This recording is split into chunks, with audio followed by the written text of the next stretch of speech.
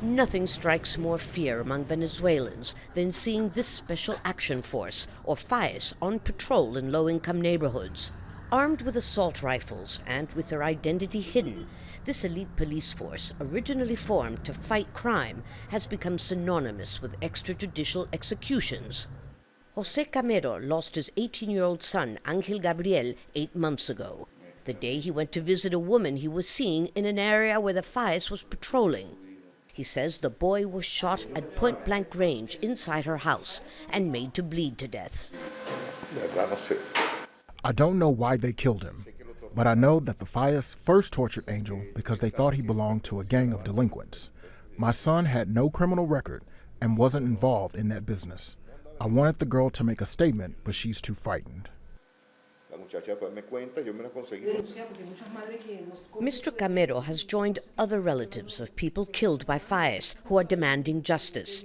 They show us the photographs of young men who police say were confronting them. This is an extermination. The FAES arrived to kill, to steal everything in your house with total impunity. These were brothers. First they killed one, then the other. There's a case where they killed all 4 people in one day. Often they kill all the men in a house.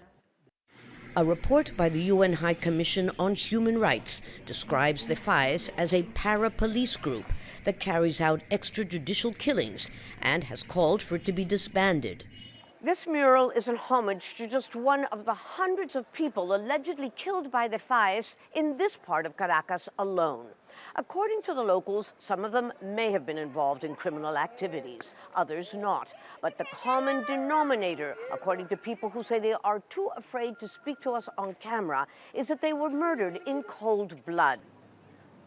According to the Venezuela Observatory of Violence, an NGO specializing in murders, the homicide rate in 2019 was 60.3 for every 100,000 inhabitants, the highest in the world.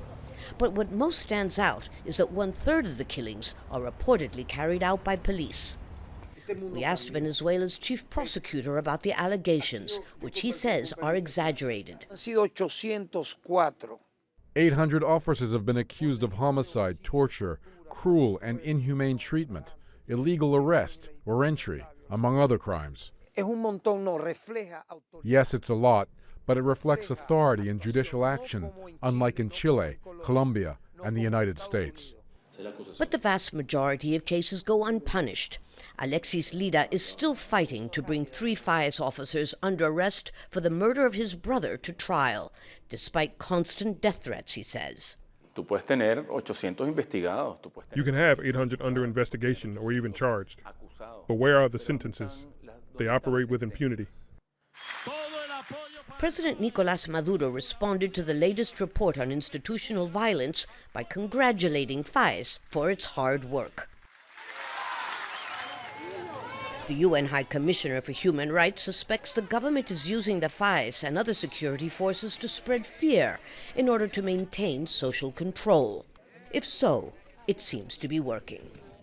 Lucia, Newman, Jazeera, Caracas.